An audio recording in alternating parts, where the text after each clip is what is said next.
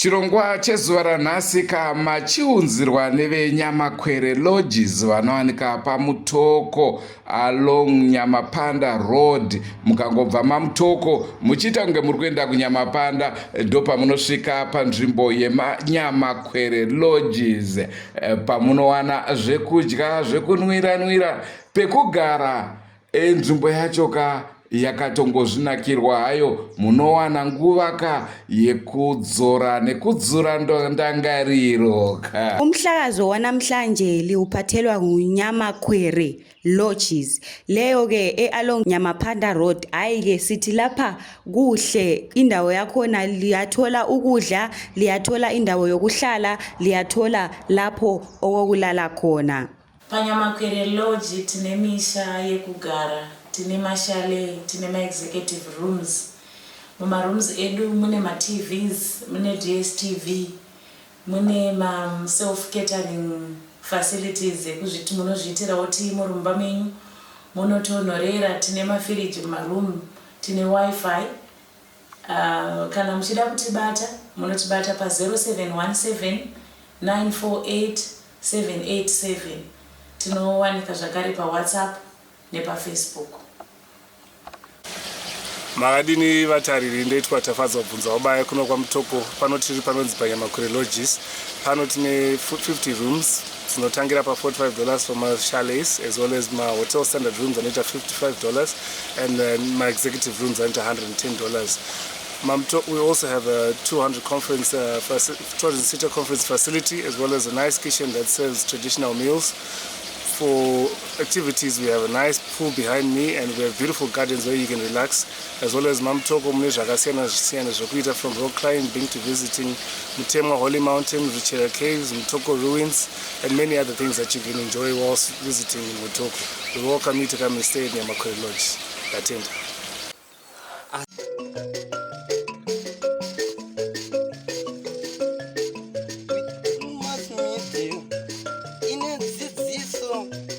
Inenungamiro yekuti pagwarare upenyu topatinoona ana sekuru vedu ari masvikiro nemapositori, topa kumatendo kuva yarashumba vatidzidzisa nekuti pogwara iri.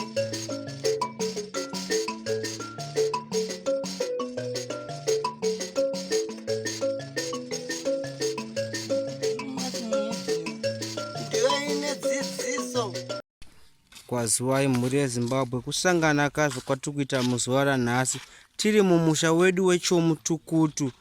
Chomutukutu iko zvino nhasi tauya nechimwe chiitiko chinosuvisa, chinonetsa kuti tingachitambire sei. Hama wadikani, murume vatiri kuona arere apa uyu kutisiya kwaita kamuupenyu. Zita rangu samazuva zinonzi Hitson Kaukonde. Ndinokurudzirai kusubscribe kuDrumas Media. Drumas Media taking you to another level. Uyu murume anga achizvibvira totovimba kuti kunonwa doro. Hatizivi azopotsa kutsika akarwira murwizi nomushure mekunge ranga rakazara kwabva kunonaya obva atisiya. Regai kandikupei vaviri vatatu vatinavo pano, kusanganisira mukomana wechidiki anga achizvipfuurirawo hake asangana nechiitiko chinosuvisa kudai. Zita rangu nonzi First Ghost. Ndanga ndichitoenda kumba ndaitozvibvira hangu wandoshanda. Ndanditoenda kudza mufana wangu kuti azovhura mombe. Pandasvika apa pane kachiri kandangoona ndaitodopfuura. Saka pandapfuura pandadongorerawo muchigomba changa ndakangoona mune zvimvura itongotaisawo chidziva, bva ndatongoona mune munhu. Bva ndatotanga kutiza itodzoka kwanditobva, bva ndazodedzerawo vamwe vangu ndaonawo. Ndasangana nemwe mudharanga achitoenda kumunda ndaudza. Bva nditi mhanya kudza bari, bva ndaudza, bva nditi motoenda kwa Sabhuku. Vatasangana naSabhuku ndopatana nawo, bva taona vatituma kumhiri kunonzi kwa Sabha. Okay, tinotenda. Regai tinzwe iwo sadunhu changamire wedu watinawo pano Murehwa. Vanhu vari muridzi wedunhu rino rekwahoko atasangana nechiitiko chinosuvisa kudai. Changamire tauraiwo nezvo. Hongu inini ndasana navakomana vataurira Riverson kuti kuna munhu akatofa. Ndikati wanga uchienda peuno ndachidai, but ndachida kufura shiri. Ndobva ndaona pano munhu akafa. Ndobva ndauya panapa. Ndobva ndasvika ndaona munhu akafa zveshuwa. ndabva ndatuma futi yemufana kuti manyira maneighborhood anowana saba nakashiri obva nemazoe obva aenda kuona watora ndikati ndiye munhu auyafa tatatadza kungomuziva asi abhururu azomuziva kuti nditati yose anogara papi paKenneth saka ndikati okay imi makomana ndimauya ndimapurisa chibata ine hamba dzomapurisa wenyu wakuru vavabata saka vari kutonzi vari kuuya saka apa ndiri kuchema ndichiti ko hatikwanisiwo kumufukidzawo here gumbeze kana kuita sei kuti tigare apa tiri kutochira futi mvura kuti ikauya kuda munhu anotakurwa futi nemvura achienda kudhemu. Ndingaitawo mubvunzo anonwa doro here murume arera apo ainwa doro here? Ipapo ndo pandisingazive semunhu aigarawo kundasingaonane naye ipapo. Asi pane hama dzake dzatinadzo pano handiti regai ndimbosvikawo pavari nditaure navo. Ari apo iwe uyai kuno mureva ndiye hama yake chairi pedyo. Kwazivai kamukoma mungotangawo nekutizivisa nekuti uyezve tiri kupi kuno muzuva ranhasi? Inonzi Rangarirai Mavhura, tinobva kwaKenneth. Kuno tiri paChomutukutu. Pane chiitiko chaitika chababa munini wangu anova ndiye wandiri kuona akatsika biripiri akadonhera murwizi. Saka nechiitiko ichocho ini zviri kundirwadza. Nechiitiko ichocho please vehukama ngatisafambe usiku kana kufamba takazembera madziro ezvizvi kana takachengeta kunwanga asingano. Ndisingazivi hangu kuti kana zvakatangawo nezvirobhozi anga akuita zvekuchechi. Ko anga munhu akura here pamakore kuti anganga ane makore mangani kusungidzira kwenyu?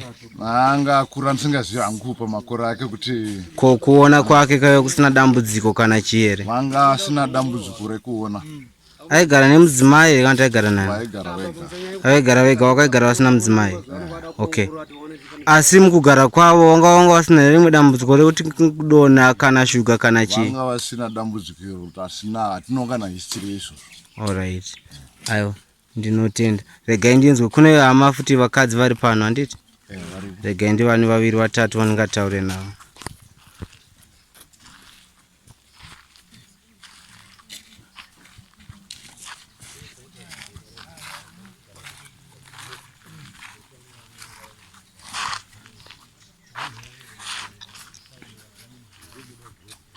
Kwazivai ikoko tine matambudziko saka ndingabvunzewo kuti muri chii chemufi uyezve tiri kupi kuno ndimi ani mungazivisawo zhinji reZimbabwe?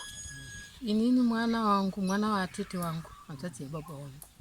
Saka inini mwana wangu. Saka inini ndarwadziwa shivano maviri aita.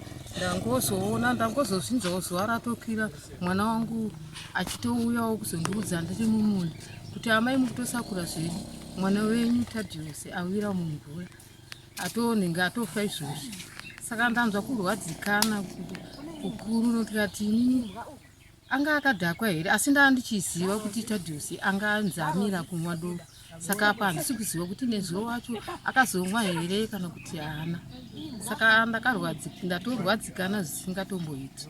Mwana wangu inini mwana watete wangu na festival neombamana baba wangu ndiye munhingipini ndiye mwana wavo festival yavo. Alright. Regai ndiwanewo mumwe wokuti ndingataurawo naye. Pane akasununguka kunditsanangurawo nezvemufi watinaye pano.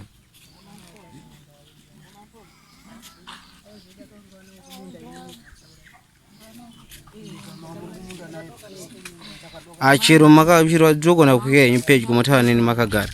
Right. Mutangawo nekuzvizivisa. Chiitiko ichi chandirwadza nokuti baba watange tinawo nezuro kumunda. Saka wakazobva kumunda zuva rodoko wachienda kumba